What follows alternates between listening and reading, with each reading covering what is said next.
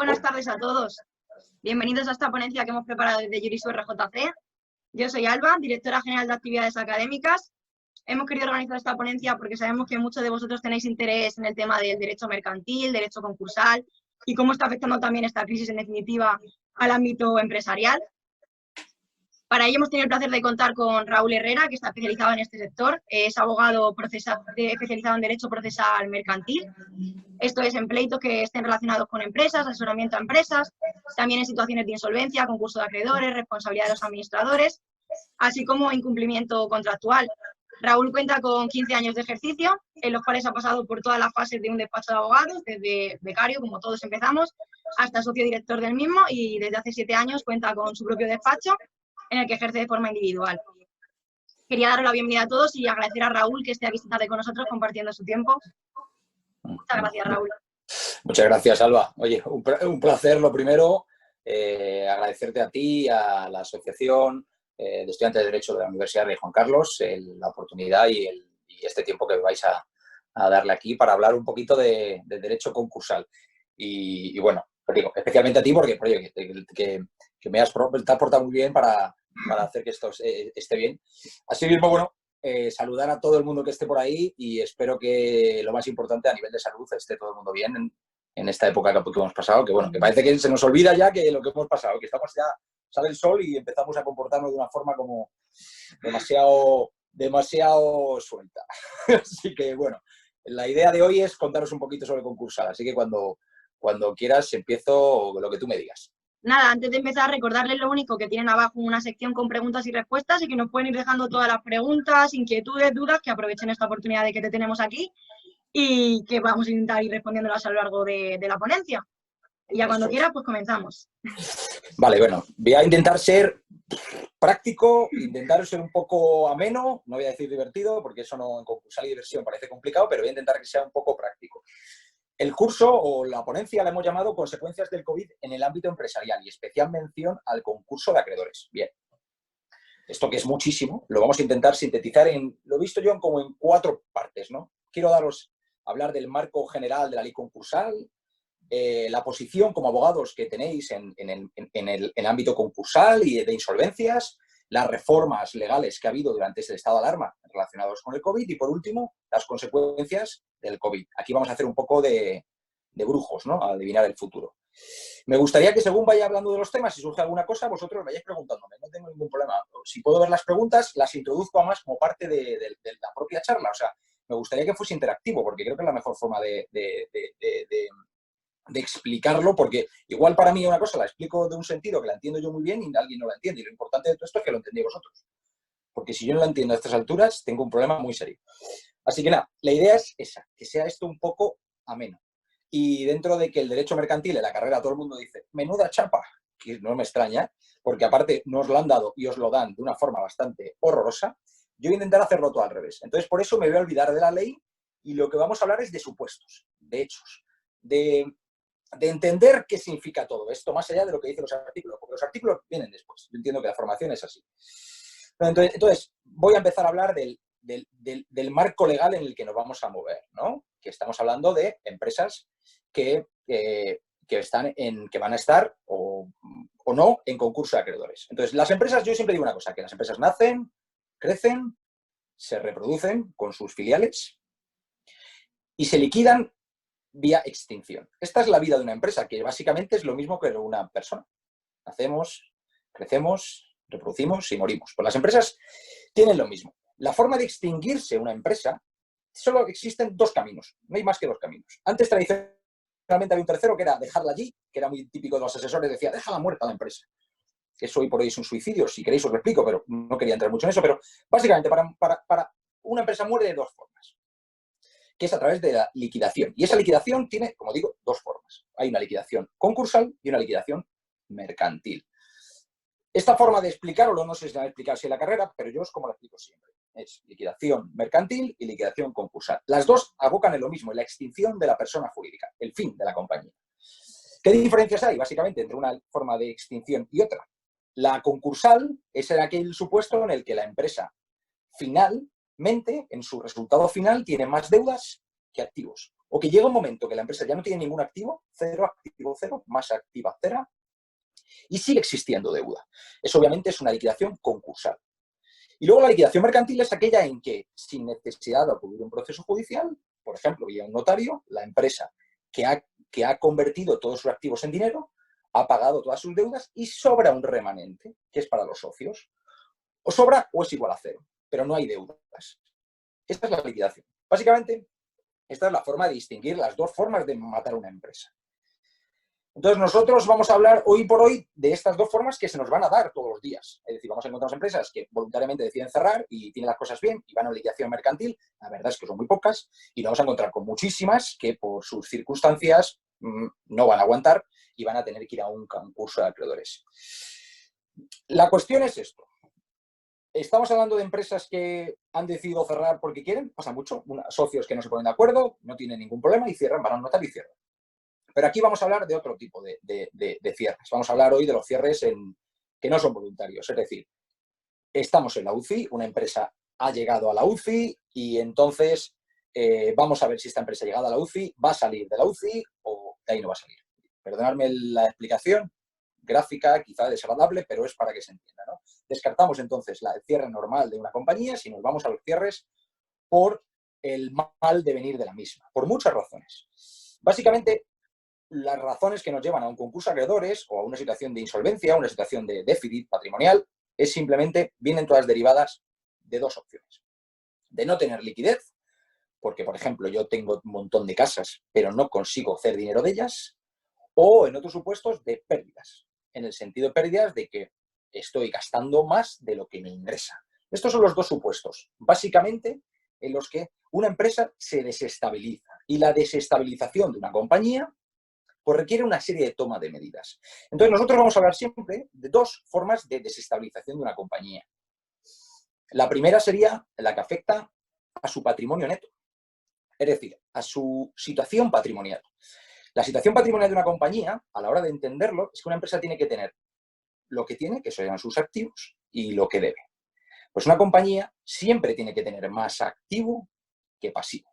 Cuando esta situación se genera diferente, es decir, que la compañía tiene más pasivo que activo, se supone que hay un desequilibrio patrimonial, porque debe más que tiene.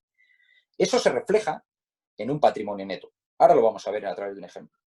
Y luego, cuando hay una serie de... Esto generalmente viene producido por pérdidas. Básicamente genera por pérdidas. Como voy gastando más de lo que me ingreso, voy aumentando, va a ir deteriorando mis recursos y va separándose el valor entre activos y pasivos. Esto es un poco denso. Si puedes, Alba, enchufar el PDF que hemos hablado antes. Sí, voy. Porque lo vamos a explicar mejor así. Porque si alguien se está perdiendo, que me lo pregunte, porque esto es el meollo del cordero. Mira. Ya está saliendo en pantalla. Eso es, mira. Esto es una empresa que la llamo Estoy Malamente Tras SL, que esto es muy, ¿cómo se dice? La chiquita esta que canta. No me acuerdo.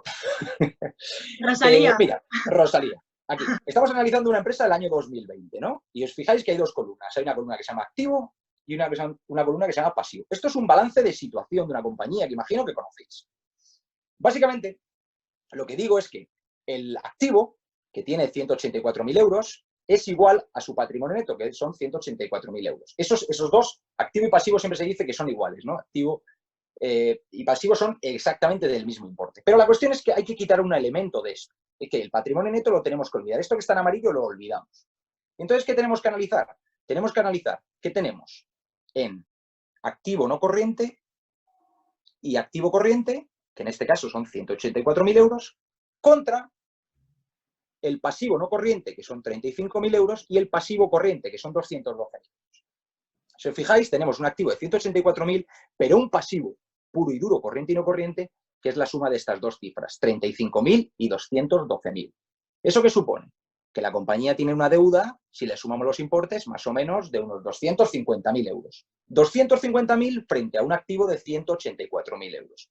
Esa resta es lo que llamamos patrimonio neto. Es decir, menos 63.000 euros. Esta empresa está completamente desequilibrada. Tiene mucha más deuda que, mucho más pasivo, deuda, que activo. Hasta tal punto de que el patrimonio neto, que insisto, es la diferencia entre esas dos cosas, ni más ni menos, por resumirlo de alguna forma, está negativo, ¿vale? Esta empresa es así porque, os fijáis, ha ido acumulando pérdidas durante ejercicios anteriores, 5.000 euros en la columna con número romano 5 y en la columna de número romano 7, resultado de ejercicio en curso, 60.000. Esas pérdidas han ubicado a la empresa en este umbral. Esto es lo que se llamaría que la empresa está claramente en una situación de déficit patrimonial, como veis, ¿vale? Esta empresa está lo que se llama en causa de disolución, que ahora veremos. La causa de disolución lo que afecta no es a la liquidez, lo que afecta es al estado patrimonial de la compañía. Y por contraposición, vamos a analizar cuando una empresa tiene esto y además puede tener problemas de liquidez, ¿vale? Los problemas de liquidez son otra cosa. Es decir, nos podemos encontrar empresas, por ejemplo, que tengan el patrimonio neto como esta, hecha polvo, pero no tenga deudas. No tenga deudas, por ejemplo, porque, por ejemplo, tenga deudas con socios que no sean exigibles. Es decir, no tenga deudas, lo que se llaman líquidas, vencidas y exigibles. Pese a que tenga el patrimonio neto negativo como esta, no tenga deudas a corto plazo que sean exigibles, ¿no? Es una empresa que estaría en causa de disolución, pero no en causa de insolvencia. ¿Cuándo está en causa de insolvencia una compañía? Que aquí vamos a entrar al importante de hoy. La causa de insolvencia es cuando no tengo dinero para pagar mis obligaciones exigibles. Es decir, los pagos que me van a venir, no tengo dinero para pagar. Y en un balance os voy a enseñar cómo detectar eso. Mirad, en verde está puesto activo corriente y pasivo corriente. ¿Qué significa esto? El activo corriente es aquel que de forma rápida yo puedo vender para generar liquidez. Y el pasivo corriente es aquel que yo voy a tener que pagar en un año, ¿vale? Entonces, esta empresa, ¿qué tiene? Por ejemplo, tiene un activo corriente de 54.000 euros, es decir, yo si vendo mis activos, que pueden ser existencias, clientes que me deben dinero, inversiones a corto plazo, inversiones financieras, por ejemplo, en acciones o efectivo, si yo eso lo convierto en dinero, voy a tener 54.000 euros. Pero es que para este año tengo que pagar 212.000. Tengo un problema muy serio de tesorería, no voy a poder pagarlo. Esto significa que de forma inminente o actual estará en situación de insolvencia. Y esto supone tener que acudir a concurso de acreedores. Si alguien tiene una pregunta respecto a esto, la comentamos. Si no, yo quitaría ya este cuadro, ¿vale? Porque ahora voy a explicaros un poco esto. No sé si ha quedado claro la idea esta. Alba, tú que estás por ahí, no sé si me he ido explicando para tener algún poco de feedback, si alguien se entiende Sí, yo estaba esto. escuchando. Una duda que me surge a mí, que a lo mejor solamente me surge a mí, pero ¿esta ley concursal, este proceso, se le puede aplicar también a personas físicas que no sean empresarios, que no tengan la cualidad de empresario? Sí, lo único que se aplicaría exactamente igual, los mismos patrones de concepto, los mismos patrones conceptuales, lo único que una persona física no tiene una obligación de tener balances contables como tiene una empresa. Claro. Entonces, pero sí que tendría que hacer el mismo ejercicio, es decir, yo como persona que tengo, oye, mira, tengo un coche, una casa, 2 cuadros y acciones. ¿Pero qué debo? Oye, pues debo estas cuantas pólizas. Haríamos un balance igual. Aunque legalmente no esté obligado, haríamos un balance de situación para saber si esa persona física tiene un déficit patrimonial, en el sentido, además es muy buena pregunta para lo que te voy a contar. En el sentido, por ejemplo, yo tengo una casa, yo me compro una casa por 300.000 euros, ¿no? Me compro una casa y tiene una hipoteca de 300.000 euros, ¿vale? Yo ahí tendría un activo y pasivo exactamente igual. Tengo 100 y debo, tengo 300 y debo 300, ¿verdad? La cuestión que pasó, por ejemplo, con la crisis anterior, que es que yo compré una casa de por 300, la hipoteca es de 300, pero al año mi casa valía 150. ¿Qué se supone ahí? Que significa que tengo un activo que vale 150, pero una deuda de 300. ¿Qué significa? Que esa persona tiene un problema de situación de quiebra patrimonial. Ahora, ¿significa que esa persona no puede pagar su hipoteca? Pues igual no, puede pagarla. El ejemplo es buenísimo va a venir al pelo para lo que me decías. Es decir, yo puedo, con mi nómina todos los meses, seguir pagando mi hipoteca. No estoy en situación de insolvencia, porque sigo pagando mi hipoteca. Pero en cambio, a nivel patrimonial tengo más deuda que activo. Eso a una persona física no tiene ninguna consecuencia, pero a las empresas, cuando pasa eso, tienen la obligación legal de tomar medidas, que es las que vamos a hablar ahora mismo, ¿vale? Cuando nos encontramos, con lo cual las empresas y las empresas de particulares son exactamente iguales, lo único que tienen una forma distinta de tratarse, pero el concepto económico es el mismo, ¿vale? Cuando nos encontramos, como hemos dicho al principio, que tu patrimonio neto está por debajo de la mitad del capital social. Si os fijabais, la otra empresa tenía un capital social de 3.000 euros, el importe mínimo para hacer una SL, ¿no? Pero tenía un patrimonio neto de menos 63.000 euros. Una locura. ¿Qué dice la ley? Que cuando nuestro capital social, perdón, cuando nuestro patrimonio neto está por debajo de la mitad del capital social, estamos en causa de disolución. Entonces, en esa empresa que tenía 3.000 euros, la mitad eran 1.500, cuando bajas de 1.500 estás en causa de disolución. Esa empresa bajó tanto que está en menos 63.000. O sea, está lejísimos de su cifra normal de enero. ¿Qué dice la ley en estos casos? Cuando estamos en ese supuesto, la empresa tiene, los administradores de la compañía tienen 2 meses para convocar a la Junta a tomar medidas de restablecimiento económico. Es decir, o metemos pasta a esta empresa y vía capital social y arreglamos esa situación, o tenemos que cerrar. Es decir, nos metemos en la UCI y en la UCI vemos qué forma salimos, metemos dinero o cerramos. Si no hacemos ninguna cosa ni otra, los administradores serán responsables con su patrimonio de las deudas que se generen. Y esto es muy importante. De las deudas que se generen desde ese momento. Es decir, ¿qué pasa? Muchas empresas dicen, bueno, yo no miro mis balances, hago lo de la avestruz, no miro los balances, y el día que los miro, ¡ay, qué mal está esto! Bueno, pues no los miro.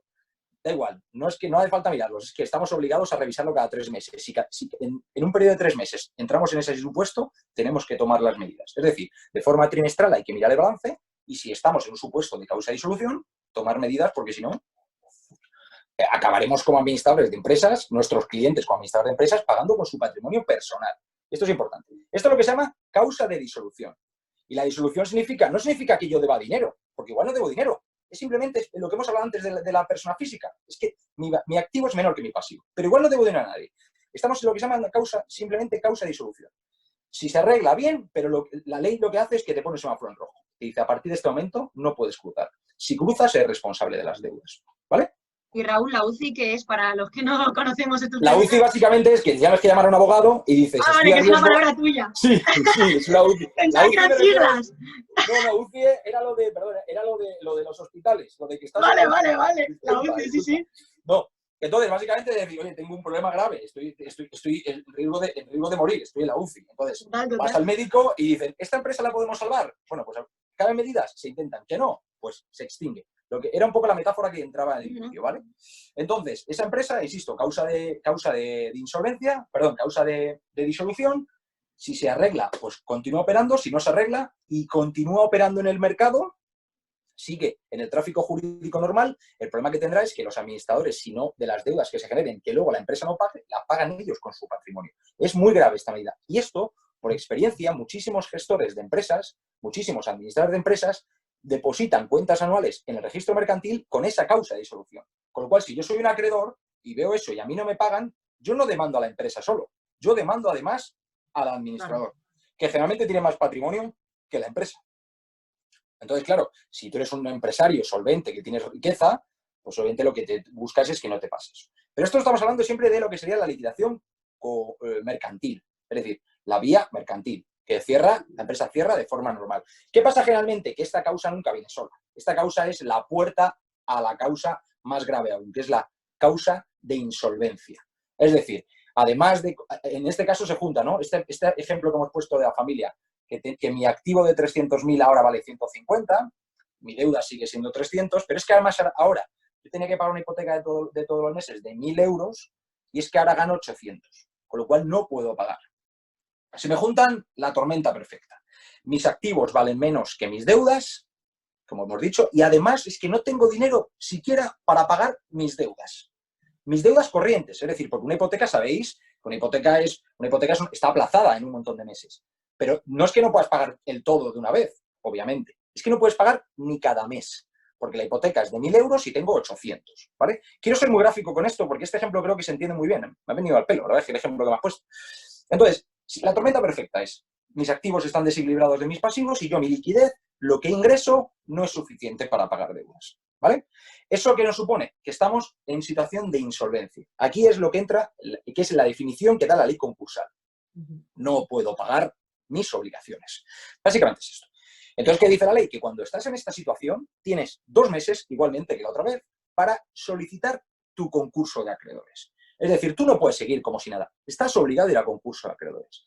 A partir de aquí la ley establece una serie de mecanismos. Aquí hay unas preguntas. Sí, te las iba a decir. Sí, hay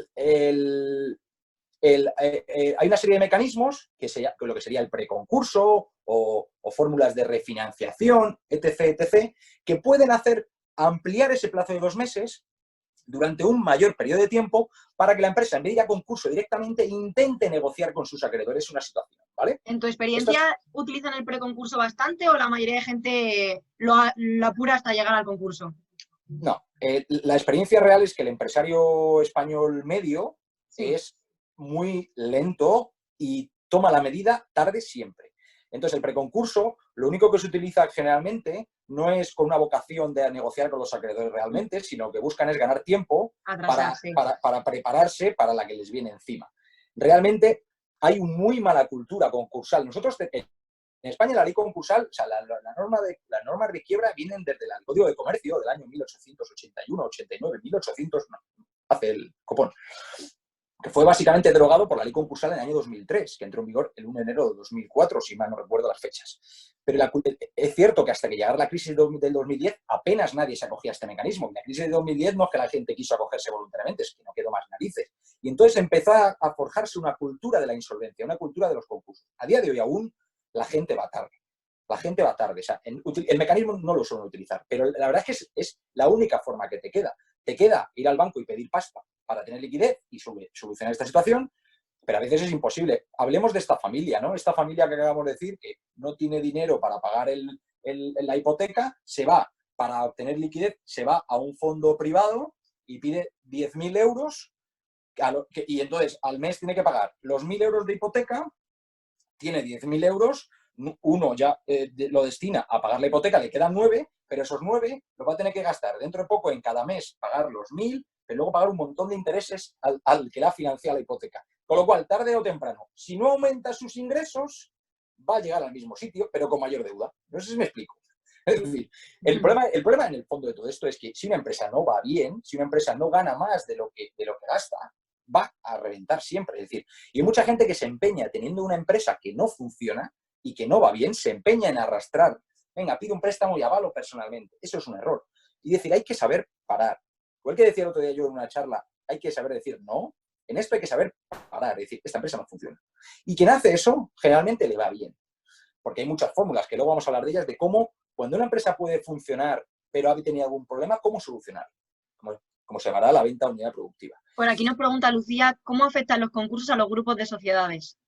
Bueno, el grupo de sociedades básicamente depende dentro de un grupo de sociedades, que es una estructura, depende de quién entre en concurso. Puede darse que entre una filial en concurso, con lo cual no tiene ninguna afección. La filial es la única concursada, pero puede que se dé la matriz. Y si es la matriz, afecta a todos, en efecto lluvia, efecto paraguas. Pero vamos, él aplicaría lo mismo. Lo único que la ventaja que tiene eso es que la matriz que tiene de sus filiales, la matriz que tiene de sus filiales son las participaciones sociales, con lo cual si su filial tiene vida propia y está pagando sus deudas, lo que haría la administración concursal, que luego veremos, sería vender esa empresa como independiente. En mercantil es una cosa importante, salvo en materia laboral, cuando se diga que hay grupo laboral, no, aunque hay un grupo de empresas, las empresas filiales no responden de las deudas de su matriz ni la matriz de sus filiales. Esto es una cosa que la gente, cada vez que lo explico, se vuelven locos. Cada empresa responde única y exclusivamente de sus deudas, ni de la filial ni de la matriz, ni para arriba ni para abajo, ¿vale? Así, con lo cual afecta igualmente. Y dice aquí también Lucía, ¿qué pasa con las sociedades que están en curso en causa de disolución y no se disuelven porque solamente optan por dejarlas inoperativas? Claro, ¿esto qué pasaría? Esta buena pregunta también está relacionada con esto que estamos hablando.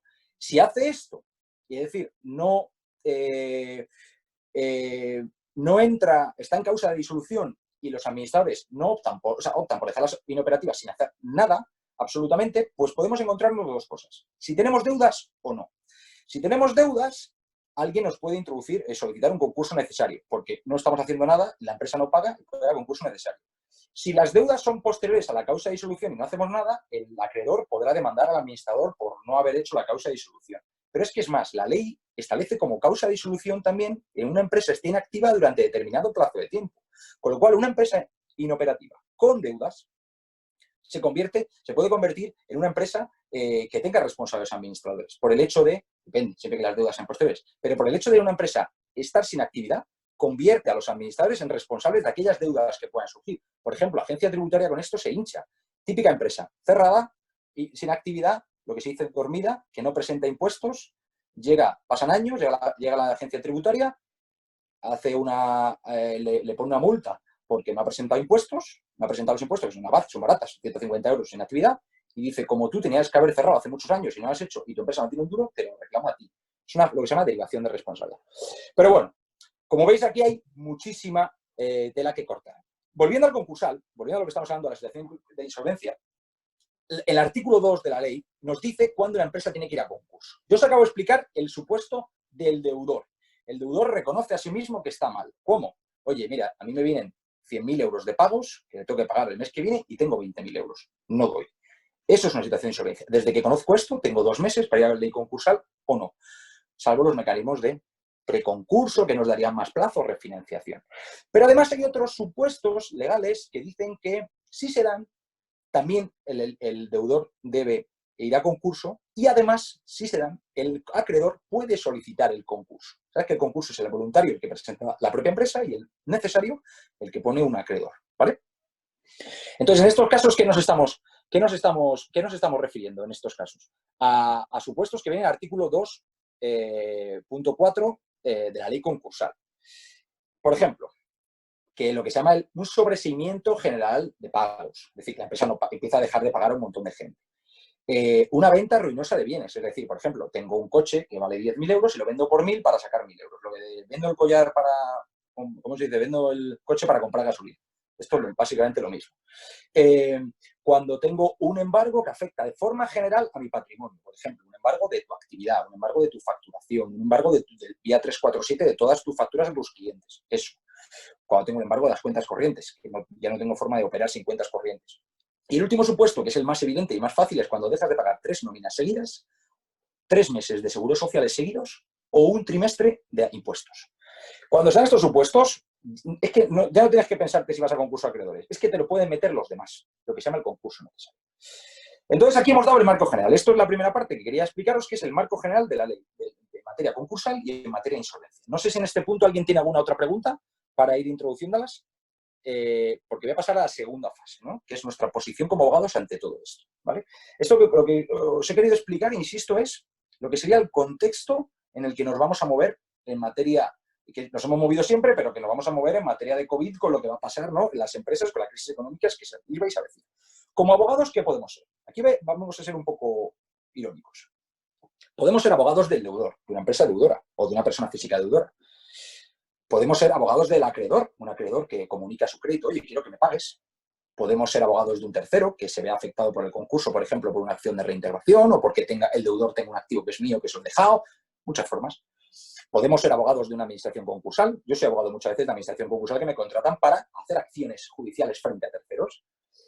Pero a veces podemos tener la mala suerte de ser deudores, de convertirnos como abogados en personas quebradas. Podemos ser acreedores, que un cliente nos deba dinero y haya ido a concurso, y podemos ser incluso administradores concursales. Este es el abanico de posibilidades como letrados que podemos ser en todo esto, en materia concursal. Nos da mucho trabajo, si os fijáis, hay muchas salidas para ser. Yo, especialmente, lo único que me dedico es a 2. Bueno, a 3. Soy abogado del deudor, preparo concursos de acreedores, soy abogado del acreedor, comunico créditos y vigilo cómo está evaluándose el concurso por si hay que hacer alguna cosa. Por ejemplo, pedir responsabilidades en el concurso, la pieza de calificación, que luego veremos. O muchas veces asisto a la administración concursal de concursos que le ha proporcionado un juzgado y la administración concursal requiere un abogado para interponer una demanda, por ejemplo. Estas son mis tareas. ¿Y qué labor hacemos o qué labor podemos hacer como abogados en este ámbito? Pues obviamente el primero es el asesoramiento preventivo, el ser reactivos, es decir, informar a nuestros clientes de todo este contexto, de todo este escenario. Yo, por ejemplo, formo mucho a mis empresarios que conozco, o a otros que no conozco, pero los formo mucho en que sepan percibir estas situaciones, anticiparse y detectarlas, porque, insisto, muchas empresas siguen operando en el mercado y no saben que están mal y no saben que ya se han saltado el semáforo en rojo que decíamos antes, han continuado y con lo cual están fuera de ley y siendo responsables de todo lo que pase. Con lo cual, lo primero es el asesoramiento. Lo segundo es, en el caso de que detectemos que hay una empresa como esto, empezar a aportar medidas de solución, consejos de solución de todo esto. Cuando ya hemos entrado en esto, asistir en todo esto, en juntas, asistir en juntas de socios, asistir a reuniones para refinanciar, preparar convenios, etc, etc, etc. Si ya la cosa no va bien y hay que cerrar, pues podemos preparar el cierre notarial o podemos asistir en el concurso. Tenemos mucho trabajo en esto. Y luego vamos a poder defender al cliente de las demandas que le lleguen o incluso atacar, es decir, conocer a alguien que esté en este supuesto y nosotros como abogados demandar. Aquí hay mucho. Así como atacar a otros administradores de compañía, ¿vale? Podemos defender a nuestro cliente como administrador, defender a nuestro cliente como empresa, atacar, demandar a un administrador o demandar a una empresa. Esto es lo que como abogados tenemos en este ámbito. Como veis, es importante, hay un montón de ramas. La cuestión es que hay que conocerlas para ir trabajando en esto. Entonces, lo que voy a hablar ahora ya es puramente de la ley concursal, de una forma muy resumida, de lo que es la ley concursal, para entrar en las medidas que ha aplicado el gobierno desde el estado de alerta. Veo que hay una pregunta más. Aquí hay. Dice, una startup tiene la misma consideración que cualquier otra empresa, puede ir a concurso y si deja de ser una operativa, ¿también le ocurre lo mismo que cualquier empresa? A ver, una startup es un mileniarismo, no sé cómo llamarlo. Una startup es un nombre puramente sin valor jurídico alguno. Una startup es, al fin y al cabo, una sociedad. Tiene una persona jurídica. Puede ser comunidad de bienes, que sea raro, pero suelen ser sociedades limitadas. El concepto startup simplemente significa que es una empresa que tiene cierto emprendimiento relacionado con la tecnología. Bueno, igual alguna más abierta. Pero startup carece de valor jurídico. O sea, la palabra no tiene valor jurídico, es un nombre, es como, no sé, es una nomenclatura que le han dado para identificar a un sector. Esto es muy molón. Pero una startup sí suele ser siempre una SL. Con lo cual, siendo una SL, obviamente aplica todo esto. Lo que estamos hablando básicamente es para sociedades anónimas y sociedades limitadas. Lo único que en el día a día lo que vais a encontrar en mayoría son sociedades limitadas. Porque las anónimas requieren mayor capital, son más coñazos, son más caras de mantener, etc. Y luego algún zumbado por ahí o zumbada que tiene comunidades de bienes o es autónomo, no se crea una empresa y tiene un montón de trabajadores, ese hombre está suicidándose. Yo mi consejo, siempre lo digo, es montaros una SL si vais a trabajar. Como abogados, tanto en la sociedad limitada profesional, pero en lo demás, SL. SL, SL, SL. Con lo cual, una startup sí, le aplicará el concurso, puede ir a concurso y si deja de estar operativa, le aplica todo lo mismo que las SLs. ¿Vale? Digo, para que la pregunta es interesante, pero insisto, la startup no tiene más que, es un concepto modernito, es como lo de emprendedor. Un emprendedor que es, al fin y al cabo, un emprendedor es un autónomo, una SL, un empresario. Son formas de llamarlo. Pero bueno, vuelvo al concurso. Si tenéis alguna pregunta, la vamos... Yo tenía una. Pues dime. Yo tenía una. Sobre ser administrador concursal. Has dicho que tú no lo habías sido, sí que habías auxiliado a otros en esta función, que si nos aconsejarías hacerlo, porque yo he oído, o sea, a lo mejor es un mito, no lo sé, que hay concursos con mucha cantidad de dinero y que está bien, pero claro, no sé qué nos aconsejarías tú que estás más metido en este ámbito. Yo creo que a mí me valoráis en cierto modo porque soy muy claro. Yo no me metería a administrador concursal. Por eso te lo pregunto. Ni de coña. Mira, primero, la administrador concursal curra más que yo. Curra más que yo. Así de claro. Lo segundo es, seguramente gane menos que yo. No digo como Raúl, digo como abogado del concurso. Seguramente gane menos que yo. Y lo tercero es que tiene un montón de responsabilidades que yo tengo menos. Entonces, a mí, desde mi punto de vista, ser administrador concursal puede ser muy interesante. El problema que hay es que es un sector que está muy sujeto a la especulación. Es decir, cuando llegan las crisis, todo el mundo se da de alta. Exacto. Pero los jueces, cuando tienen que asignar esto, ¿a quién se lo dan? A la gente que es de notable o reconocido prestigio. Gente que sabe que funciona. Ahora, ¿qué te va a dar un juez a alguien que se mete de nuevo? Pues le va a dar una mierda de empresa que no tiene nada, que es una chapuza, una guarrería. Entonces, te toca tragar mierda, como se dice así de claro, hasta que te toca un concurso en condiciones. El problema que hay es que ya no hay concursos en condiciones. ¿Por qué? Porque las empresas que van a ir a concurso buscan, ¿no? Porque saben que la ley concursal es el matadero. O sea, si alguien entra en concurso, tenéis que saber que el 90% de las empresas que entran en concurso no salen del concurso. El 90%. El 90%. Pero es que el 90%, digo que el 90% van directamente a liquidación. El otro 10% van a convenio y del convenio yo diría que el otro 80% tampoco salen. Por lo cual, es decir, de cada 10 empresas, 9 mueren en concurso. Entonces, como se lo saben, las empresas ya fuera de esto ya operan de otros modos. Es que no creo que nos dé tiempo a todo esto. Ser administrador concursal puede ser interesante. Ahora mismo, por ejemplo, estaría más en boga ser mediador concursal para la segunda oportunidad. El problema que tiene es que los honorarios son muy bajos. Son bajos. Entonces, si te tocan concursos pequeñitos, los honorarios son muy bajos. Entonces, trabajas mucho, con mucha responsabilidad, con pocos honorarios. Es una salida. La realidad es lo que decía. Hay tanta competencia que tenéis que ir a un juez a presentaros para que os dé el trabajo, pero es que hay tanta competencia que es muy difícil que os toque algo en condiciones. Y sobre todo, sin experiencia, no te van a dar un Metro Acesa, ¿no? Ni el Fórum Filatélico, o sea, que requiere realmente gente que sepa gestionar, o sea, administradores concursales, economistas, que suelen ser economistas, más que a juristas en ese tipo de concursos, porque tienen que, cuando la administración concursal a veces es de 3, cuando son grandísimas empresas, generalmente suele ser de 1, pero cuando una empresa hay que gestionarla, no se lo dan a un abogado, sino se lo dan a un economista, generalmente. Entonces, si sois abogados, lo que os va a tocar es mierda, sinceramente. Y luego hay otra cosa, que es que hay una figura nueva que se llama el concurso express, que es como lo de startup, que concurso express lo llamo yo así, que es una forma de cerrar empresas como si fuese ante notario, pero es ante el juez, porque no tienen ni un puto duro, hablando mal y pronto. Entonces, directamente el juez declara el concurso y en el mismo auto cierra la empresa. O sea, así, sin administrador concursal y sin nada. Y esto es lo que vamos a hablar porque esto va a haber muchísimo en estos años, ¿vale? Pero interrumpirme, por favor, que me parece bien. La cuestión, antes de ir a concurso, lo que hemos dicho, ¿qué haríamos antes de ir a concurso? Un preconcurso. ¿El preconcurso qué es? El preconcurso nos dice, cuando estamos en los supuestos que hemos dicho, en esos supuestos de que teníamos 2 meses para ir a concurso, en ese plazo de 2 meses podemos dar un botón, que es el preconcurso. ¿Y el preconcurso qué nos da? 3 meses más 1 más. Es decir, si yo sé que el 1 de enero estoy en situación concursal, acabo de conocerlo porque acabo de estar, tengo 2 meses para declararme en concurso, es decir, hasta el 28 de febrero. Si yo el 27 de febrero meto el preconcurso, lo que se llama el 5 bis, me da otros 3 meses para negociar con mis acreedores, con lo cual tendría ya marzo, abril y mayo. Si en mayo he llegado a un acuerdo con mis acreedores, pues nada. Que no he llegado a un acuerdo con mis acreedores, tengo un mes más para solicitar el concurso. Por lo cual, si os fijáis, nos da 2 más 4, 6 meses. 6 meses para negociar con los acreedores. ¿Y qué negociamos? Pues depende de las circunstancias de la compañía. Oye, necesito que me hagas una quita. Una quita significa pagarte menos.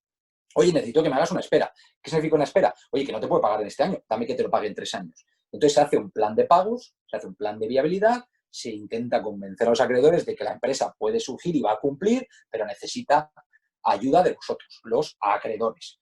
Esto es la teoría. Luego la práctica es muy complicada porque nadie se fía y nadie quiere firmar estos acuerdos. Pero si llegásemos a un acuerdo de ese tipo, no tendríamos que ir a concurso de acreedores. Esto es lo que se llama el preconcurso. Aquí existen los acuerdos de refinanciación, adhesiones a propuestas anticipadas de convenio, etc. Hay de diversas formas. No quiero entrar en eso porque es un poco lioso. Pero básicamente es llegar a un nuevo acuerdo con los acreedores, que evite ir a concurso o que entres en un concurso solo a ratificar ese acuerdo. ¿Vale? Pero la empresa, en cierto modo, con garantías totales de que va a salir. Si en esos 6 meses, hemos dicho, no llega a ningún acuerdo y la situación sigue igual o peor, ¿qué pasaría aquí? Pues que la empresa tiene que solicitar el concurso a acreedores. Si no lo hace, estaríamos entrando en lo que se llaman causas de culpabilidad. ¿Por qué? Por no haber cumplido la ley, por no haber ido a concurso a acreedores. Tenemos un par de preguntas, Raúl. Raúl, te has silenciado. No te oímos ya. Perdón. Ahora. Otra vez. Es que me están botones juntos, disculpad. A ver, dice, pregunta aquí. Tengo entendido que en otros países el concurso sirve para revivir la empresa y funciona mejor que en España. ¿Qué falta en nuestra legislación para que sea más del 10? Y tal como decías, para que salga más empresas vivas del concurso. Oye, yo lo que flipo es que ponéis todos los signos de interrogación y todo. Aquí yo me esperaba, como hago yo, pues como estilo WhatsApp. O sea, bien curra la pregunta. A ver, lo que falta para mí es cultura. Cultura de la insolvencia, pero una cultura de insolvencia real. Es decir, no abusar de la insolvencia ni en un sentido ni en otro. Hay acreedores que dicen, yo no te voy a aceptar nada, quiero todo. Y le dices, yo le digo muchas veces, el todo es no cobrar nada. No, ya verás cómo sí. Y le digo yo, no vas a cobrar nada si no aceptas esto. No, se lo digo otras palabras, pero vosotros me entendéis. Y se encabezonan. Y no firman la propuesta de convenio ni nada. Pues adiós, muy buenas. Y otras veces a otros deudores que dicen, no, yo no quiero pagar a nadie. Cierra y me monto otra. Falta cultura, falta un tema de cultura. Realmente en España la legislación mercantil es muy parecida a los demás países, ¿eh? Muy parecida. Son códigos muy parecidos. El tema es un poco de cultura empresarial. Y sobre todo una cosa, es que no es lo mismo ir con una empresa desde el minuto 1 a adoptar las medidas relacionadas con el concurso, es decir, que cuando está todo hecho una mierda intentar salvar la empresa. Hay una filosofía de un empresario que es lo del invierno blanco. Mi empresa va mal, pero va a venir uno que me va a comprar todo y va a solucionar esto. Y esa espera, que es un paso de tiempo, hace que la empresa se hunda.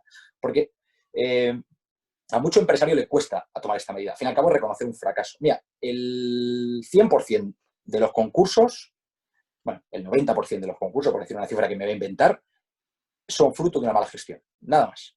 Siempre se dice el mercado, sí, el mercado también, pero es mala gestión generalmente. O sea que esto, en cierto modo, supone reconocer un fracaso.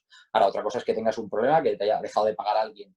Claro, si te ha dejado de pagar a alguien y te ha reventado, es que has puesto todos los huevos en la misma cesta. Mala gestión también. En cierto modo, luego tienes siempre un peso de mala gestión, al fin y al cabo. ¿Qué clase de justificación pide el juzgado para el preconcurso? Basta manifestarlo. Es una comunicación de 5 líneas.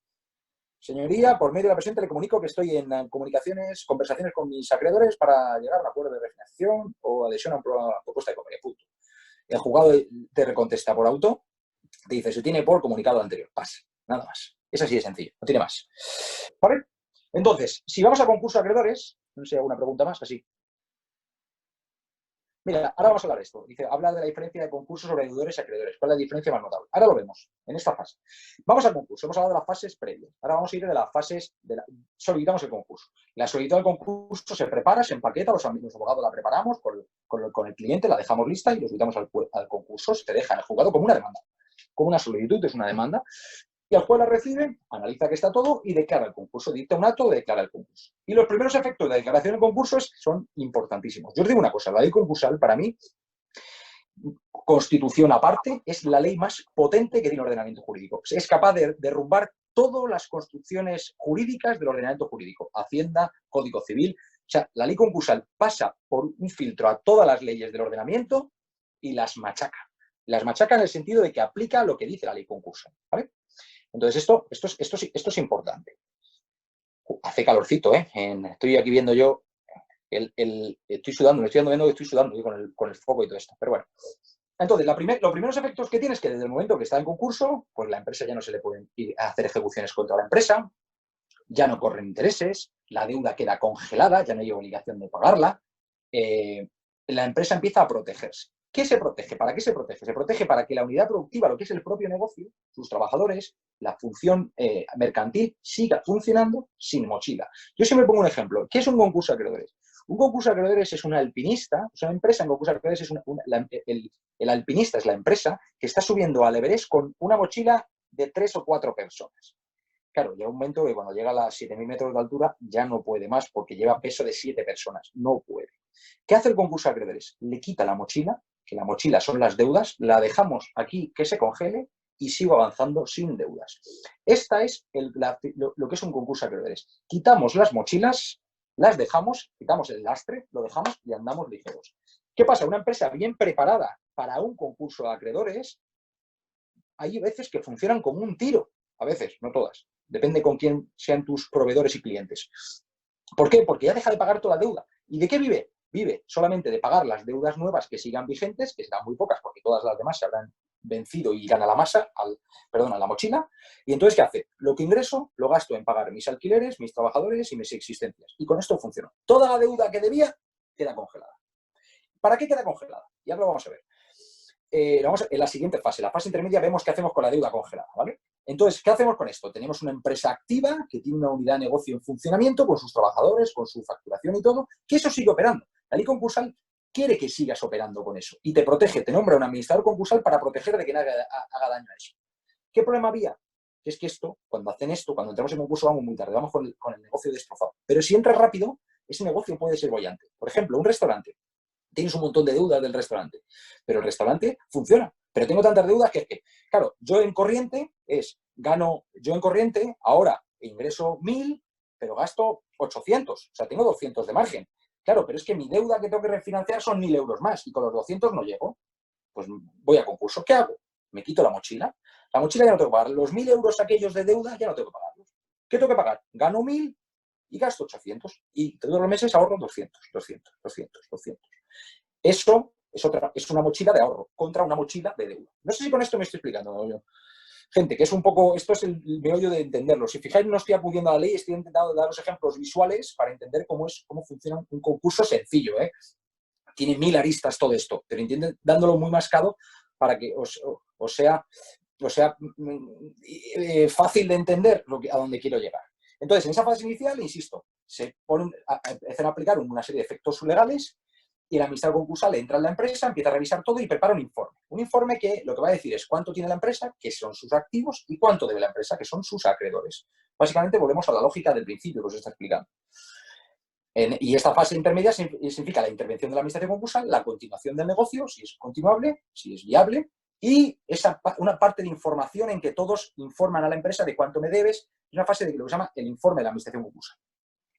Tras esa fase intermedia, la ley concursal antes daba un amplio plazo de tiempo para tomar una decisión. Ahora realmente con la reforma que han hecho la han acortado mucho. Antes pasaba bastante tiempo y ahora casi te dan, desde que termina el informe de la administración concursal, 5 o 10 días para tomar una decisión. A mí me parece un error porque antes te daba mucho más margen de operatividad y ahora te hace tomar una decisión demasiado rápida. ¿Y qué decisión hay que tomar? La decisión que hay que tomar es si la empresa está capacitada para presentar un convenio o ir a liquidación. ¿Qué es un convenio? Un convenio es lo que hemos hablado antes. Otra vez nos damos una nueva oportunidad de negociar con nuestros acreedores.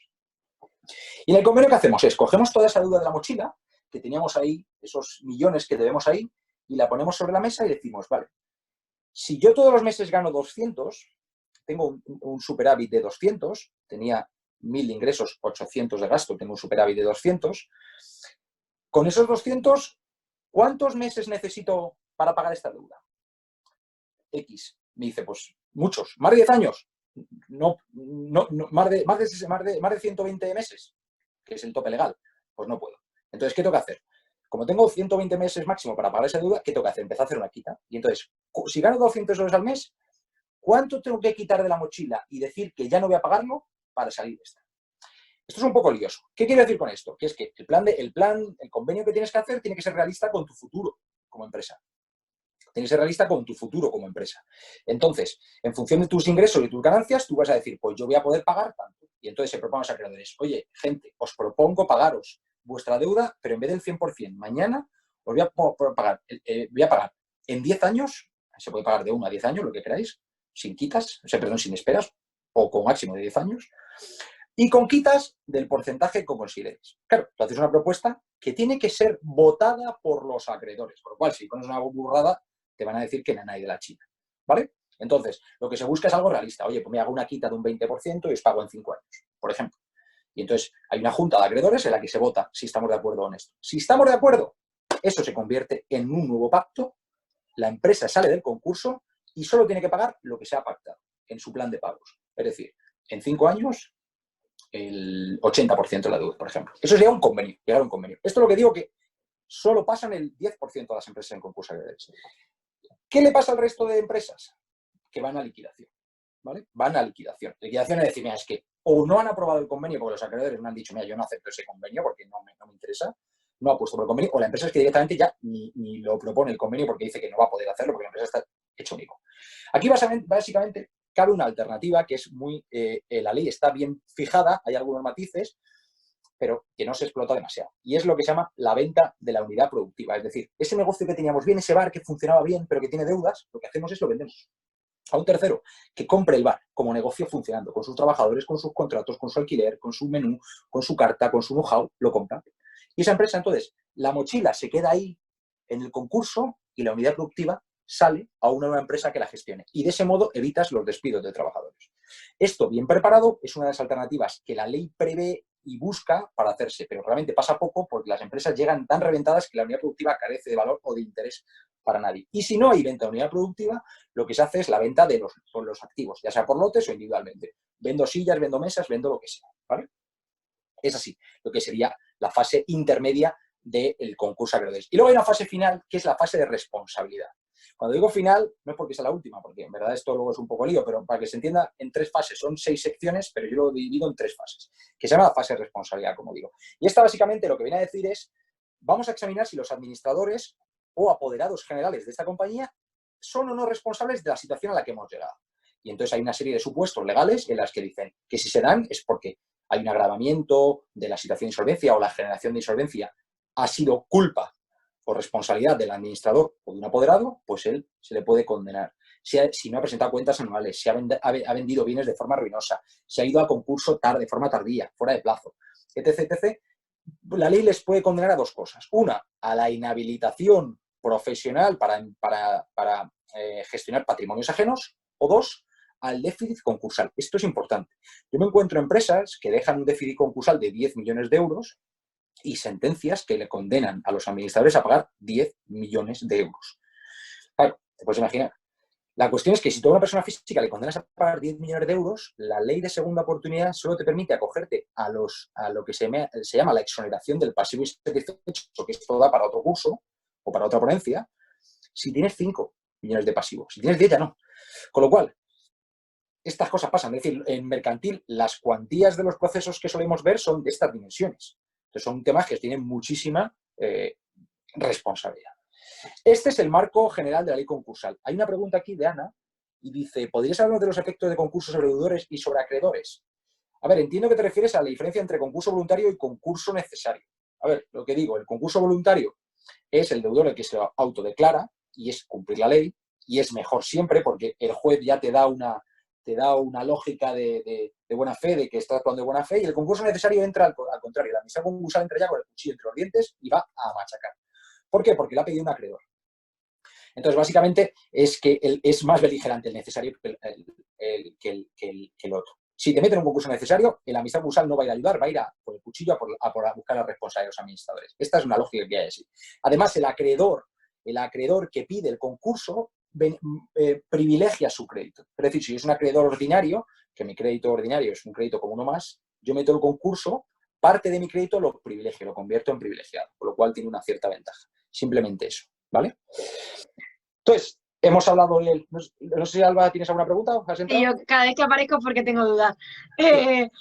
Yo tengo una duda respecto a la exoneración del pasivo insatisfecho que hablabas hace un segundillo. Si tienes deudas también contra administraciones públicas, ¿estas también entrarían en esta exoneración o nunca entrarían? No, a ver, no quería entrar en esto porque, a ver, los créditos de derecho público, Hacienda, Seguridad Social, ayuntamientos, instituciones públicas, tienen una especial protección, ¿vale? Generalmente gran parte de ellos son privilegiados, privilegio general que se llama, y otros pueden ser privilegio especial, pero básicamente son privilegiados. Los créditos privilegiados no se someten a convenios, pero yo no quería entrar en esto porque eso es un mucho lío, es decir, quería dar una visión general, pero sí, eso queda en parte. En fin, el convenio no se toca ni créditos contra la masa, ni créditos privilegiados, son los ordinarios, básicamente, y aquellos privilegiados que se adhieran expresamente al convenio. En lo que sería el BEPI, el beneficio de exoneración del pasivo insatisfecho, aquí hay un debate muy importante porque el legislador decía que aquellos deudores que no pueden pagar los créditos privilegiados, ¿sabes? Y tienes que ir a un plan de pagos, es decir, en la ley de segunda oportunidad, dice la ley expresamente que no se le exonerarán los créditos de derecho público. Es decir, indistintamente de que sean ordinarios, subordinados o privilegiados. Esos no. Pero el Supremo, en sentencia de 2 de junio del 2019, relegisló, porque vino a decir que eso no aplicaba. Dice, eso que dice aquí no aplica. Y al plan de pagos de la persona física, lo único que entran son créditos privilegiados y créditos contra la masa. Los que no sean privilegiados ni contra la masa no se meten. Entonces, ¿qué pasa? Que la ley dice una cosa y el Supremo dice otra. En el texto refundido que acaban de publicar, en la ley vuelve a decir lo de la ley. En contra del criterio del Supremo. Entonces, ahora los abogados quedaremos. ¿Aplicamos el Supremo o aplicamos la ley? Claro, el texto refundido no es una ley nueva, es un texto refundido. Con lo cual, yo sigo diciendo que aplica lo del Supremo. Cuando entre en vigor el 1 de septiembre el texto reformado de la ley concursal, para mí aplicaré la del Supremo, porque a Bala le interesa. ¿Qué hago yo cuando pido un BEPI? Hago dos. Propongo 2 planes de pago. Propongo un plan de pagos de acuerdo al Supremo y propongo un plan de pagos de acuerdo a la ley concursal. ¿Para qué? Para no tener problemas. Porque esto es la inseguridad jurídica con la que nos encontramos, ¿vale? Pero sí, los de derecho público dan mucha guerra y Europa nos da tiza un poco porque dice que los protegemos demasiado, en perjuicio del deudor. De hecho, hay un reglamento del año pasado que dice que, por ejemplo, un deudor tiene que lograr la exoneración en 3 años. Esa norma debe estar traspuesta en España en 2 años y en la ley concursal sigue dando 5. Con lo cual, va a haber que hacer un texto refundido, pero que en 4 días va a haber que reformar. Con lo cual, es una ñapa, como se dice, como la copa de un pino. Hablando de ñapas, vamos a hablar de todas las ñapas que ha hecho el gobierno porque a nivel legislativo, bueno, los otros yo no voy a entrar, pero a nivel legislativo se ha montado un cacao en la cabeza de la leche. Ahora vamos a hablar de las reformas, porque además yo creo que va pasando el tiempo, yo hablo demasiado, ir cortándome, por favor. No, vamos perfecto. Vamos a hablar de las reformas que ha habido con el COVID, de todo lo anterior que hemos visto, de todo este marco en el que operamos como abogados, el todo marco de insolvencia y de quiebra patrimonial, en todo este marco concursal. ¿Qué reformas ha habido? Pues básicamente la primera que hubo fue el Real Decreto 8 de 2020, desde 17 de marzo, que ahí fueron el que estableció el marco general de los ERTES, etc. Y ahí vinieron una serie de leyes en materia de sociedades o mercantiles. y concursales. Básicamente, el artículo 40 habla, por ejemplo, lo voy a resumir muy rápido porque no quiero entrar mucho en esto, de que los consejos de administración y las juntas pueden ser telemáticas, ya sin ser presenciales, la formulación de cuentas se amplía en plazo, las auditorías se amplían el plazo para hacerlos, de 3 meses que tenían desde el cierre del ejercicio, 3 meses, pues ahora se amplía 3 meses después de esta alarma, se amplía la forma de aprobación, o sea, es decir, un montón de cosas. El notario que quiera pedido un socio a una junta puede hacerlo de forma no presencial, sino telemática, y se suspende el derecho de separación de socios. Pero además, aquí, esta ley que acabo de citar cambia todo lo que os he contado antes, lo tumba. ¿Qué pasa? Que yo quería contaros el marco general para que lo sepáis cuando acabe el COVID, pero hay un marco especial durante un periodo que va a marcar el COVID. Y entonces, en su artículo 40, apartado 11, ahí ni más ni menos, dice, lo voy a leer textualmente, ¿vale? Dice, en caso de que, antes de la declaración del estado de alarma y durante la vigencia de este estado, es decir, desde antes y durante el estado, concurra causa legal de disolución, lo que hemos dicho antes, es decir, si una empresa a día de hoy venía con causa de disolución ya o ha concurrido en este periodo, ¿vale? O sea, es decir, esto es la hostia lo que va contra aquí, dice, el plazo legal para convocatoria de la Junta, ¿te acuerdas que hemos dicho que eran 2 meses? Pues se suspende hasta que finalice el estado de alarma. Con lo cual, las empresas que estén en eso, según este apartado, no tienen que ir a Junta por ahora. Cuando acabe el estado de alarma, tienen que ir. Con lo cual, durante este tiempo no hay que hacer nada. Estamos tranquilos, ¿vale? Pero ¿qué continúa más? El párrafo 12 dice, si la causa legal de disolución, es decir, por pérdidas, por ejemplo, hubiese acaecido durante la vigencia del estado de alarma, es decir, una empresa entra en pérdidas, entra en situación de patrimonio neto negativo o patrimonio neto por debajo de la mitad del capital social durante el estado de alarma, los administradores no responderán de las deudas sociales de ese periodo. Se refiere del estado de alarma. Es decir, las deudas que se generan del estado de alarma, no las pagan. Esto es importante porque es una amnistía. Es decir, aquí, anchas Castilla, aquí como hay gente que va a empezar a meter deudas en este periodo. Lo que te debía, oye, pásame la factura a este mes, por favor. En serio, va a haber cachondeo. Con lo cual esto ya el 17 de marzo entró esto, que era, pum, un poco bomba. Nos da mayor plazo para convocar la Junta y las deudas del estado de alarma no computan. O sea, no somos responsables los administradores, no pasa nada con ellas. El Real Decreto de 28 de abril, además, aumenta esta protección. En su artículo 18, el Real Decreto 16 de 2020, de 28 de abril, su artículo 18 dice, básicamente, que a los efectos de saber lo que hemos visto en el cuadro antes, si una empresa tiene el patrimonio neto negativo, que como hemos dicho siempre viene por las pérdidas, dicen que ese patrimonio neto, esté como esté, no computan las pérdidas del ejercicio 2020. Es decir, que da igual lo que tengas en el 2020, que esas pérdidas en el patrimonio neto, aunque lo tengas hecho un desastre, tú tienes que en la memoria poner, ese patrimonio está mal, pero son todo pérdidas del 2020, con lo cual no computan. No estaría obligado a ir a causa de disolución. No estoy obligado, a causa de disolución. ¿Qué dice la ley? Lo dispuesto en el apartado anterior se entiende sin perjuicio de solicitar el concurso. Es decir, que si solo tengo causa de disolución no tengo ningún problema. No me computa en el año 2020. Pero si estoy en causa de concurso, sí sigo teniendo la obligación de ir a concurso. ¿Vale? Esta reforma es el artículo 18. No sé si me estoy explicando, porque es que esto es lioso. Esto a mí me cuesta entenderlo, pero es así. Es decir, las pérdidas que tenga durante el estado de alarma no soy responsable. Durante el estado de alarma no tengo que convocar la Junta, las pérdidas que tenga durante el 2020 no las tengo en cuenta a los efectos de mi patrimonio neto y solo si tengo que ir a concurso, tengo que ir a concurso. ¿Pero qué pasa? Que en esta misma ley, en su artículo 11, habla de cuándo tienes que ir a concurso a acreedores. Es decir, se relacionan estas dos leyes. Es decir, causa de disolución, pues tengo a margen, las pérdidas no cuentan. ¿Pero qué pasa? Que dice la ley concursal. Os he dicho antes que tenemos 2 meses para ir a concurso desde que conocemos la insolvencia. Pues el artículo 11 dice, no, si usted está en situación de insolvencia, no está obligado hasta el 31 de diciembre. Por lo cual tú dices, o sea que yo no dejo de pagar a todo el mundo y ya no tengo 2 meses. No, hasta el 31 de diciembre usted no tiene por qué ir a concurso. Entonces dices, vaya chollo, ¿no? Es decir, las empresas no van a ir a concurso voluntariamente antes. Van a hacer lo que quieran, pero no van a ir a concurso. Tienen amnistía de operar sin responsabilidad por habilitación legal hasta el 30 de diciembre. ¿Vale? Es decir, esto es la causa de concurso. Antes hablamos de la causa de insolvencia. De disolución. Siempre son 2 cosas que hay que separar muy bien porque se pueden juntar, pero son diferentes. ¿vale? Pero ¿qué pasa? ¿Qué dice este artículo? Este artículo tiene un apartado tercero que el que lo redactó tenía que ir muy piripi, bueno, con una borrachera del carajo, porque básicamente viene a decir, dice este artículo, si antes del 30 de septiembre, no sé por qué, el deudor hubiese comunicado la apertura de negociaciones con los acreedores para alcanzar un acuerdo, se estará al régimen general establecido por la ley. Yo este artículo lo habré leído 200 veces, aún no sé qué significa. De hecho, tengo la convicción de donde pone si antes de él, quiere decir si después de él. Estoy convencido y estoy mirando todos los días el BOE para que el que hizo esto, mamá, llegue y ponga el después antes del antes. Hablando claro. Es decir, esto no tiene ni pie ni cabeza. Esto viene a decir que tú, una empresa no tiene que ir a concurso hasta el 31 de diciembre, pero el que si pide el 5 bis, el preconcurso, sí que tiene que ir. Dices, pero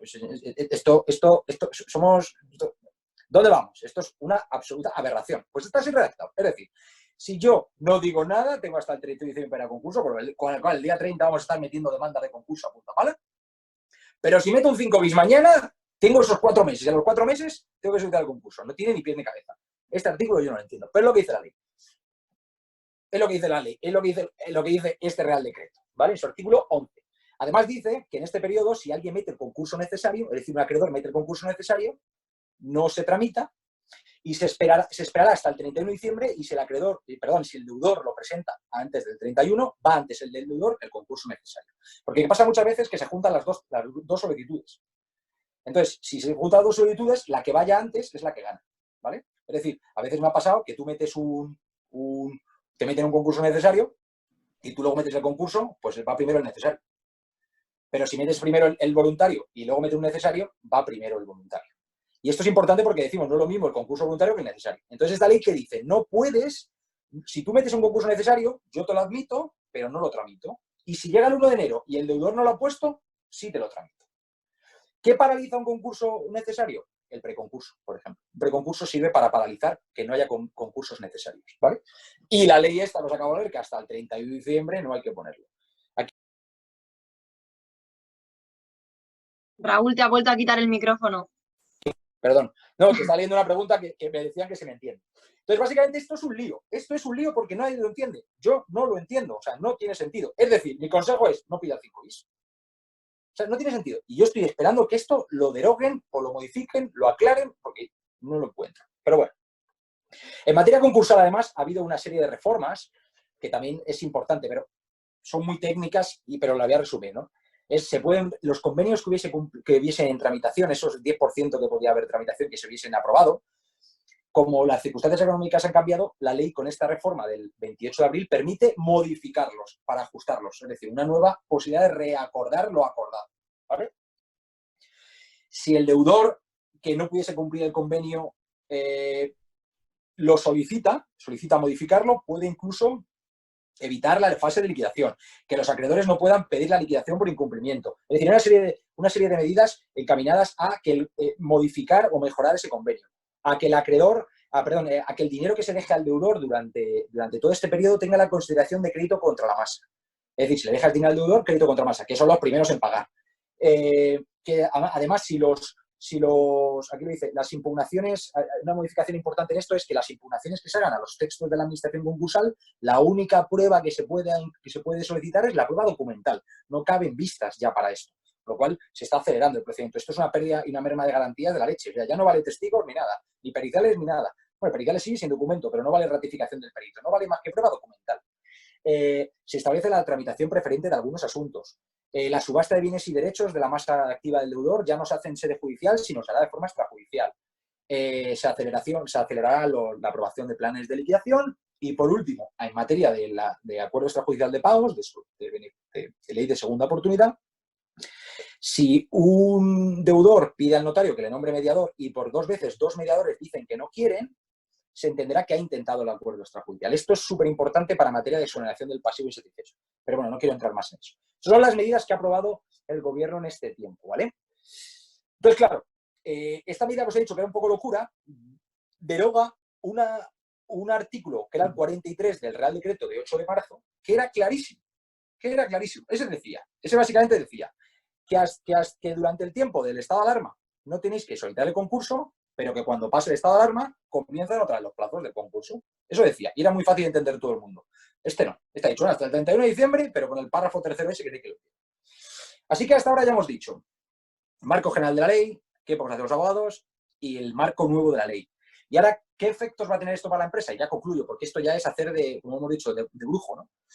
A ver, obviamente todo esto, empresas cerradas, suponen pérdidas. Suponen pérdidas porque no vas a facturar o vas a facturar menos. Es cierto que tus trabajadores los puedes tener en un ERTE y que no te cueste dinero o que te cueste menos dinero, depende de qué tipo de ERTE sea, pero vas a tener que pagar alquileres. Es cierto que tu alquiler lo puedes refinanciar, hay normas, pero vas a tener gastos. Pero sobre todo lo que no vas a decir, tú puedes contener tu gasto.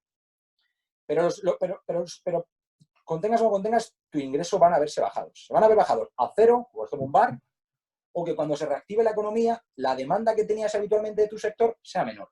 ¿Y qué va a incidir en eso? Lo que hablamos al principio, en que tengo más gastos que ingresos, con lo cual voy a tener causas de disolución y causas de insolvencia. El COVID lo que se espera es eso. Es decir, además hay un efecto en cadena que pasó en la anterior crisis, es que como yo estoy mal de pasta, decido a quién pagar. Y entonces, si mi proveedor no es esencial, ese dinero no se lo pago a él, le dejo tirado y lo gasto en otros. Y entonces empieza a haber una dinámica, una pelota bola de nieve de impagos. Además, se va a juntar que gente va a aprovecharlo del Rebus Sic Stantibus para renegociar contratos y todo esto. Es decir, las empresas van a tener un problema. Las empresas que estén mal, pues seguramente mueran. Las empresas que estén bien lo van a pasar mal. Y habrá algunos que vivan muy bien de esto. Pero es lo que menos. Aquí es cierto, hay una cosa que yo siempre digo. Hay un montón de empresas que las oiréis diciendo, oh, el COVID me ha matado. Mira, hay una cosa que se llama en mercantil las empresas zombie. Un zombie es una persona, un ser que se cree vivo, pero está muerto. Pues hay empresas que el 14 de marzo estaban muertas, pero se creían vivas, porque seguían facturando, pero sus balances estaban muertas. Entonces esa empresa le echará la culpa al COVID, utilizarán todo este marco legal para decir yo no he hecho nada, pero la realidad es que estaban en causa de disolución, en causa de insolvencia antes del COVID.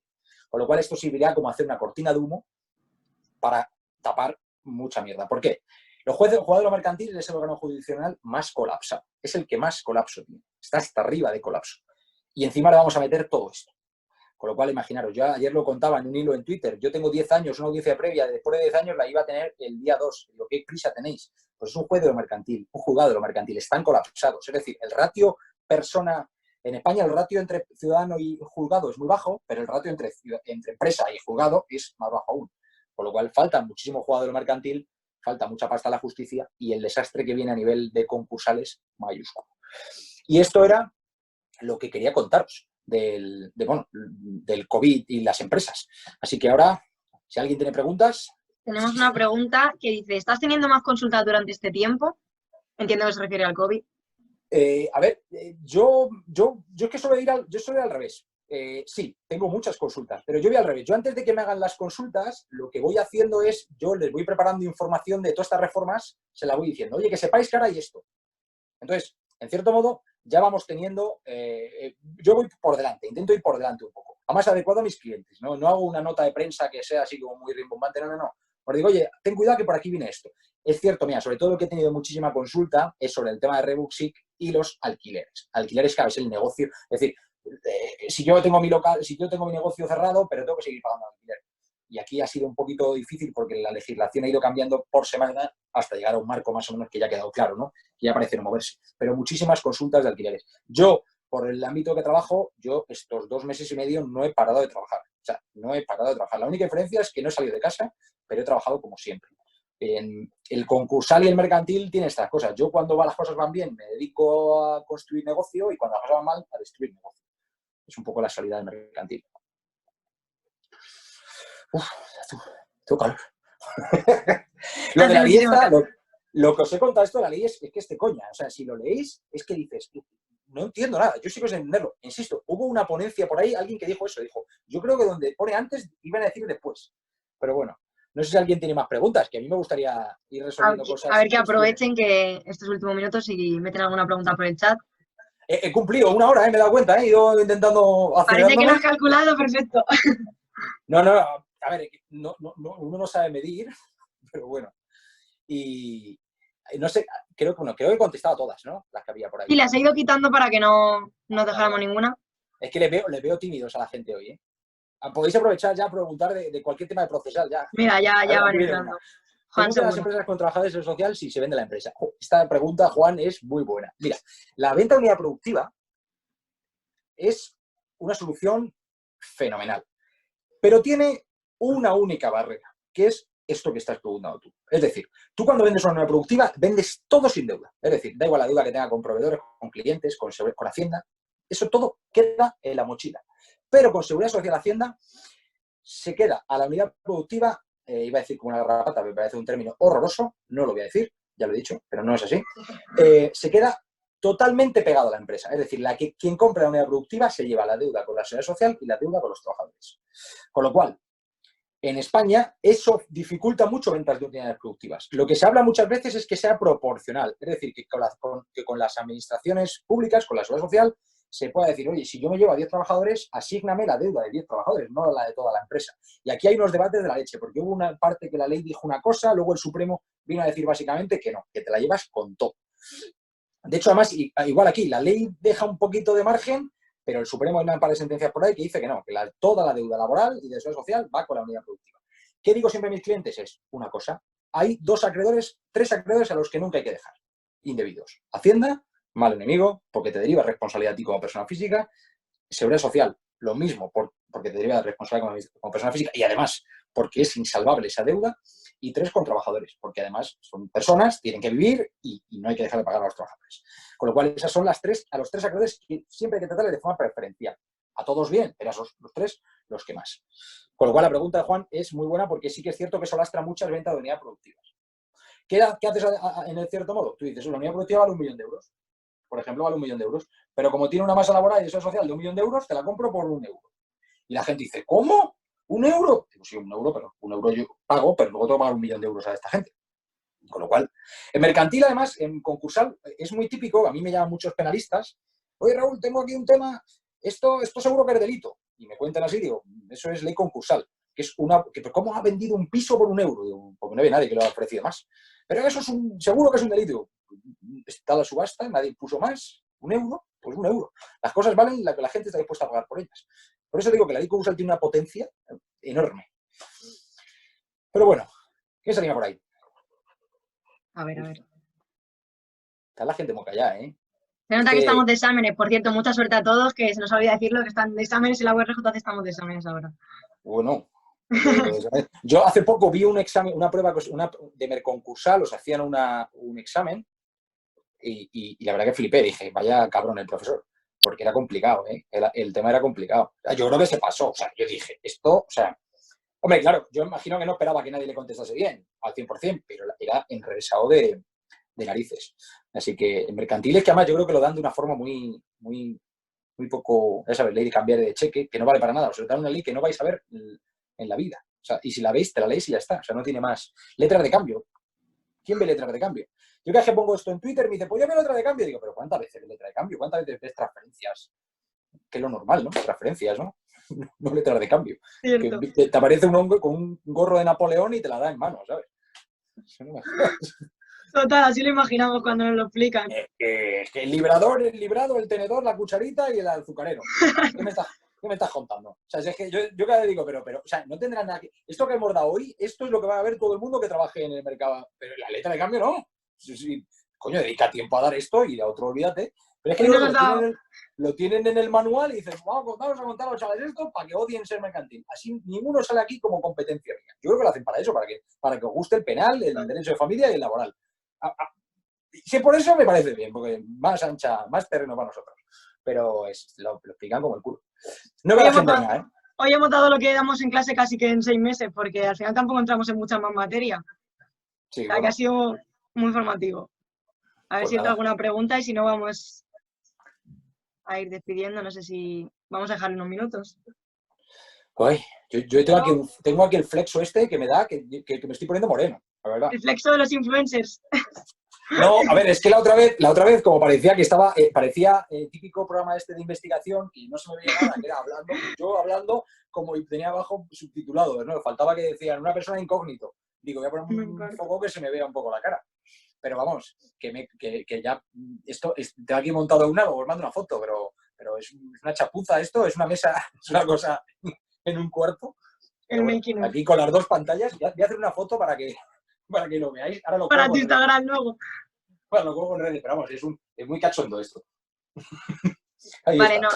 Nos acaba de entrar una pregunta, pero nada, es relativa a nosotros, es para los créditos RAC. Nada, los créditos para asistir a esta ponencia os los daremos en el correo que nos habéis metido en el que tiene el usuario de la URJC, ¿vale, chicos? Joder, ¿da créditos esto? Sí, da créditos Qué bien, esto. Hombre, es que qué es muy bien. formativo, no es solo Hombre, si os vale. entretenimiento, aunque Yo lo también ha que sido quiero saber es, entretenido. yo lo que quiero saber es que alguien lo ponga ahí. ¿Se han entendido las cosas? ¿Os ha servido para algo? ¿Sabéis Andrea ha más que dicho hace que sí una hora? antes. O sea, yo quiero saber, yo me voy de aquí feliz si alguien me dice, sé más de mercantil que hace una hora. Yo Para me mí lo es he lo único. entendido. Bueno, pues entonces yo me voy feliz. Yo lo único que busco es eso. Se ha entendido perfectamente. Mira, sí, están contestando. Antonia, ya Yo sé sé más más que que hace hace 3 3 meses. meses. Pues mira, oye, Ay, Dios. escucha, es la idea. O sea, la idea de la formación yo creo que no es que bien salgo en esta pantalla. No, la idea es que la gente se entere de algo. Es que si no, no tiene ningún sentido. Yo muchas veces hablo con abogados, me siento así y digo, joder, qué bien hablas. No te entiende nadie, pero qué bien hablas. Además, cuando están clientes, ¿no? Que uno es como un pavo real.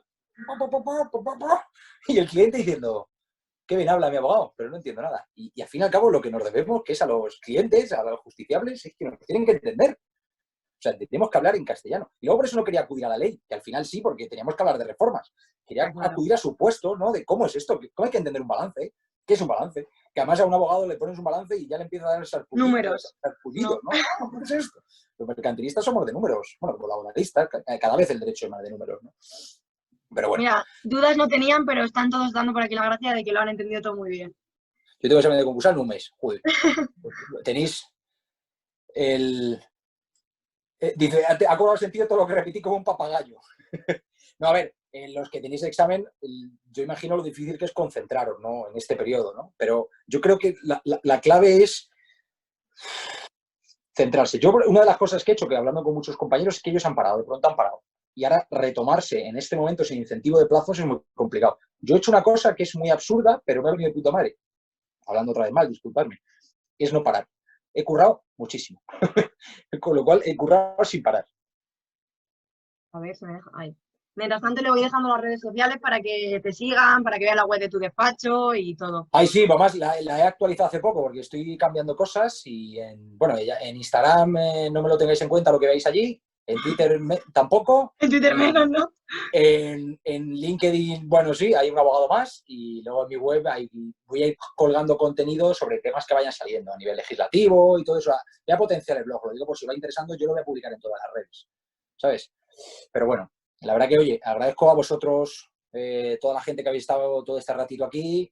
Insisto, para mí lo más gratificante de todo esto es tener la oportunidad y sobre todo que vosotros, pues alguien, lo que me habéis dicho ahí, que os haya servido para algo. Y si tenéis alguna duda, en serio, cogéis cualquiera de estas redes, los privados, y me escribís, que os digo la verdad, a todo el mundo que me escribe les suelo responder.